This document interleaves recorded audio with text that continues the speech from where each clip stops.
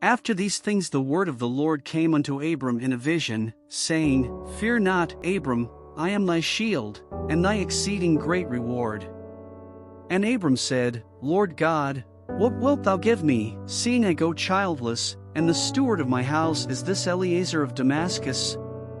And Abram said, Behold, to me thou hast given no seed, and, lo, one born in my house is mine heir. And, behold, the word of the Lord came unto him, saying, This shall not be thine heir, but he that shall come forth out of thine own bowels shall be thine heir. And he brought him forth abroad, and said, Look now toward heaven, and tell the stars, if thou be able to number them. And he said unto him, So shall thy seed be.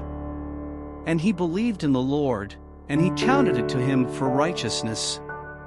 And he said unto him, I am the Lord that brought thee out of Ur of the Chaldees, to give thee this land to inherit it.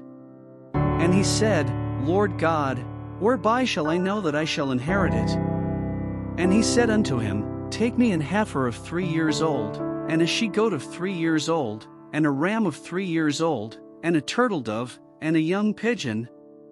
And he took unto him all these, and divided them in the midst, and laid each piece one against another, but the birds divided he not. And when the fowls came down upon the carcasses, Abram drove them away.